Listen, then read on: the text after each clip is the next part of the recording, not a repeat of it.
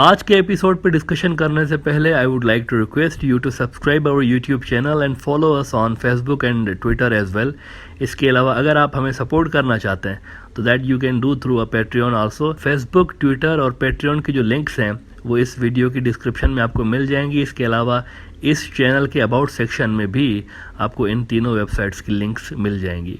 अप्रैल में जब इंडिया और बांग्लादेश ने अपनी जीडीपी ग्रोथ का टारगेट सेट किया था 2022-2023 के लिए, तो मैंने ब्रॉडर व्यू के एपिसोड नंबर 931 में ये बात की थी कि दोनों मुल्कों ने असल में high GDP growth target set किया हुआ है। बांग्लादेश ने 2023 के लिए 7% से भी ऊपर का जीडीपी ग्रोथ का टारगेट रखा हुआ था और मैंने कहा था कि दिस इज अनरियलिस्टिक।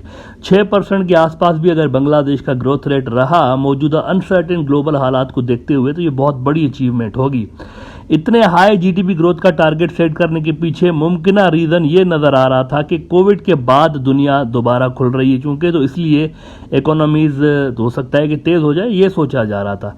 लेकिन जिस फैक्टर को नज़र में रख के मैंने प्रेडिक्ट किया था कि 6% के आसपास बांग्लादेश की जीडीपी का ग्रोथ रेट रहेगा 2023 में, वो ये था कि यूक्रेन की जंग एक तो हो रही है, इस वजह से दुनिया में फ्यूल की जो मार्केट है वो ऊपर नीचे है, ऑयल मार्केट, और फूड क्राइसिस अलग से पैदा हो गए हैं। ऊपर से चाइना की जो जीरो कोविड पॉलिसी है, इस वजह से वहाँ पर लॉकडाउन्स लग रहे हैं, जिस वजह से ग्लोबल सप्लाई चेन यकीनी तौर पर मुतासर होगी।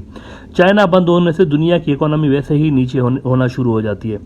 अच्छा, इसका असर बांग्लादेश समेत, फिर चाइना जब बंद होगा, उनकी ग्लोबल सप्लाई चेन उनकी वजह से डिस्टर्ब होगी, तो इसका असर बांग्लादेश समेत हर उस मुल्क की प्रोडक्शन यूनिट्स पर पड़ेगा जो कि चाइना के ऊपर रिलाय करते हैं सप्लाई चेन के हवाले से। अब आज मेरी बात एक तरह से कंफर्म हुई है। एक बड़ी क्रेडिबल आलमी रेटिंग एजेंसी है फिच सॉल्यूशंस, इन्होंने बांग्लादेश की जीडीपी ग्रोथ की जो फिगर्स हैं 2023 के लिए वो रिवाइज कर दी हैं। पहले उन्होंने कहा था कि 2023 में बांग्लादेश की जीडीपी 7.7% से बढ़ेगी, 7.7% से, लेकिन अब वो कह रहे हैं कि 6.5% के आसपास रहेगी। बांग्लादेश की जो ग्रोथ रेट है वो उस अरसे में 2023 में इतनी रहेगी। फाइनेंशियल एक्सप्रेस से खबर लगा रहा है कि जीडीपी ग्रोथ में slow to 6.5%। Fitch solutions cuts forecast for fiscal year 2023 due to myriad headwinds from inside outside. अच्छा, इसमें उन्होंने भी वही रीज़न डिस्कस किए हैं जो कि हमने अप्रैल में डिस्कस किए थे कि क्यों बांग्लादेश ने जीडीपी ग्रोथ हाई रहने की उम्मीद की है। वो कह रहे हैं कि कोविड में कमी आने के अच्छे असरात इकोनॉमी के ऊपर आएंगे। इसके अलावा उन्होंने भी ग्लोबल इकोनॉमी के स्लो डाउन होने वाले फैक्टर पर बात की है और वो कह रहे हैं, ये दुनिया की बड़ी, मैं आपको बता दूं कि जो रेटिंग एजेंसीज हैं उसमें से एक है, वो भी ग्लोबल स्लो डाउन वाले फैक्टर पे कह रहे हैं कि we believe that the slowing global economic backdrop will also weigh on Bangladesh economy though the impact on growth is less significant than on other export oriented economies like Thailand and Vietnam. देखें, मेरी जहाँ तक assessment है ना, global economy में decline से बांग्लादेश की economy यकीनी तौर पर मुतासर होगी, लेकिन एक्सपोर्ट का शोभा उतना हिट नहीं होना चाहिए मेरे हिसाब से जितना कि देखें साउथ ईस्ट एशिया के जो दूसरे मुल्क हैं, वियतनाम, थाईलैंड, इनका तो बड़ा हिट होगा। बांग्लादेश का इतना हिट नहीं होना चाहिए। इसकी वजह यह है कि दुनिया में चाहे कितने भी इकोनॉमिक स्लो डाउन आ जाए, दो कमोडिटीज़ की डिमांड हमेशा रहती है, ज़ीरो नहीं हो सकती। एक तो फूड और दूसरा गारमेंट्स।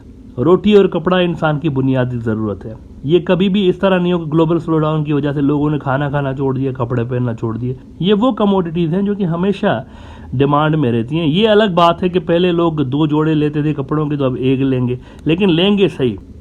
बांग्लादेश की अगर आप एक्सपोर्ट देखें ना, उसका मेन पिलर ही गारमेंट सेक्टर है। इसमें हल्की फुल्की डिक्लाइन आ सकती है ग्लोबल इकोनॉमी ऊपर नीचे होने से, लेकिन मैसिव डिप नहीं आ सकता।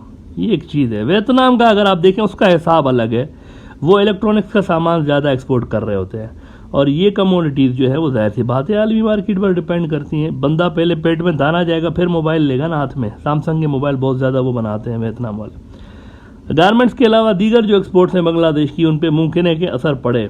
अच्छा, बात यह है कि गारमेंट सेक्टर के लिए बांग्लादेश के बाद अपने ही रॉ मटेरियल जो है वो बड़ा मौजूद रहता है, सफिशिएंट तादाद में, थोड़ा बहुत इंडिया से भी मंगवा लेते हैं।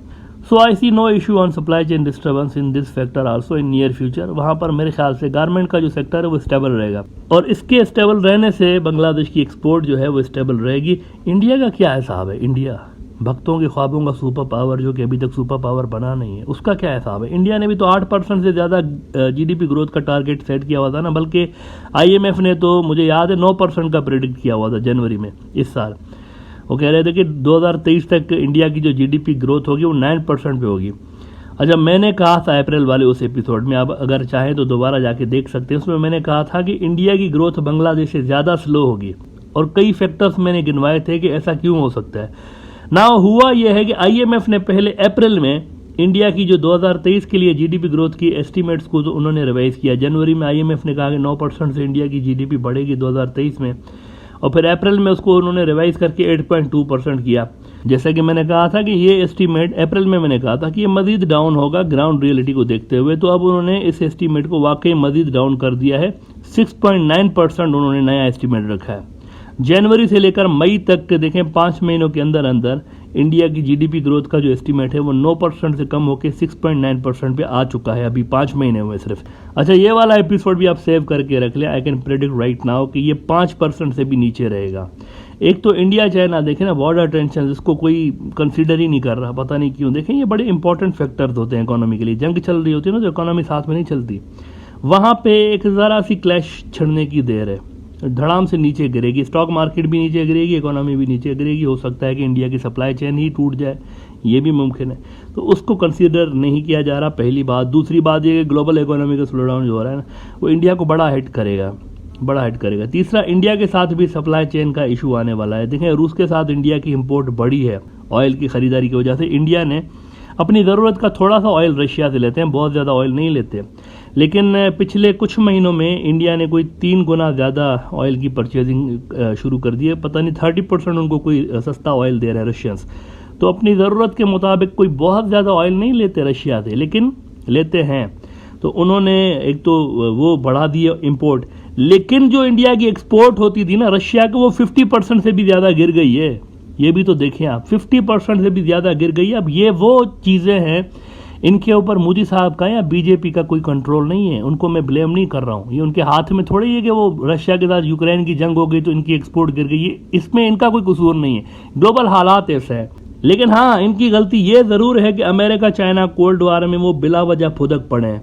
ये इंडिया की इकोनॉमी को स्लो डाउन करेगा मजीद, ये नहीं करना चाहिए था। तो नियर फ्यूचर में बेहतरी की कोई उम्मीद नज़र नहीं आ रही। इंडिया, पाकिस्तान और बांग्लादेश, इन तीनों की इकोनॉमी मेरे हिसाब से आने वाला जो साल है, इस साल और आने वाला जो साल है, इसमें थोड़ी सी कम होगी। लेकिन बांग्लादेश की इकोनॉमी इन तीनों में सबसे कम मुतासर होगी।